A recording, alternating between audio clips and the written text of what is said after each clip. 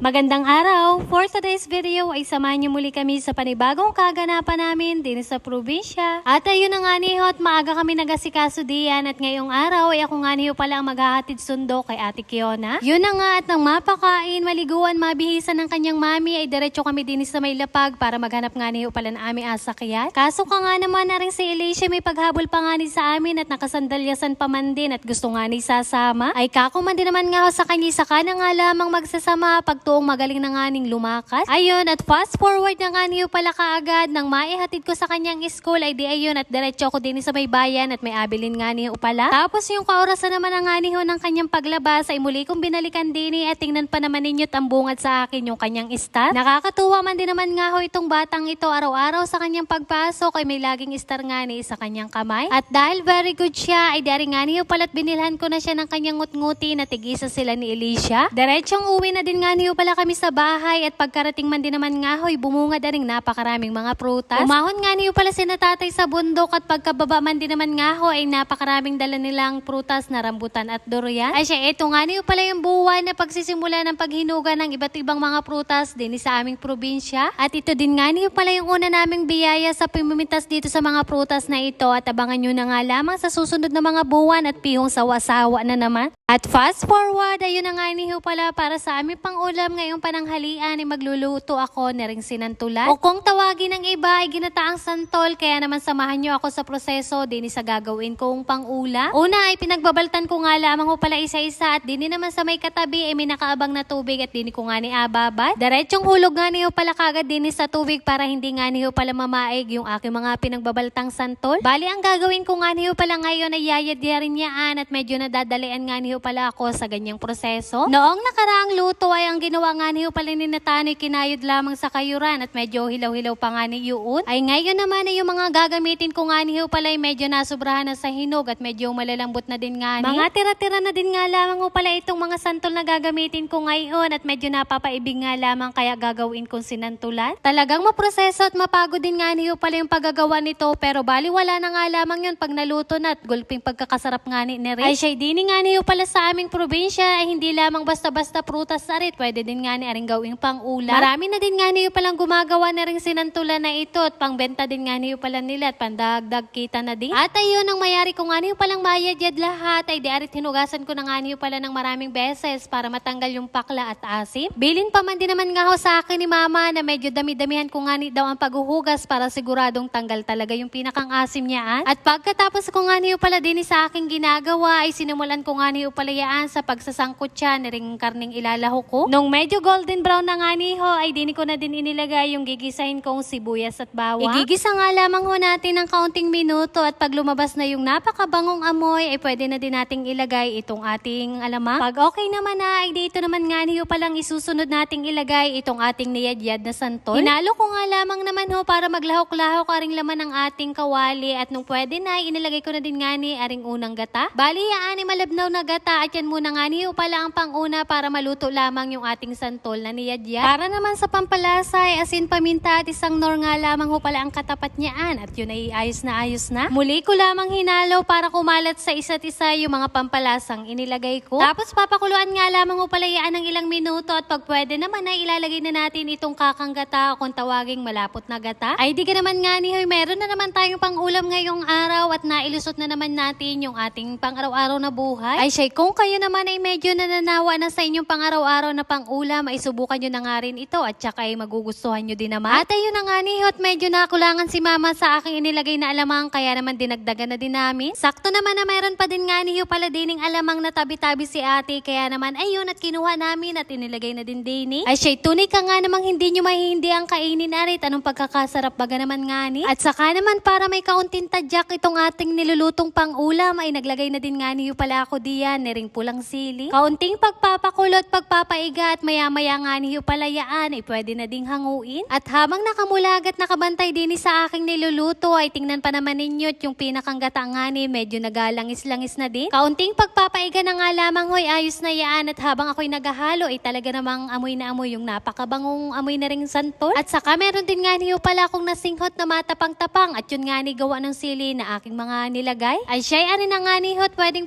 nang hanguin ay kung kayo napapaibig ay sabayan nyo na rin kami sa aming pagkain. Ay siya'y papaano baga huyaan hanggang din na nga lamang muna ho at maya-maya ay may pupuntahan pa kami ano na yun. At yun lamang for today's video. Maraming salamat sa inyong panonood. God bless.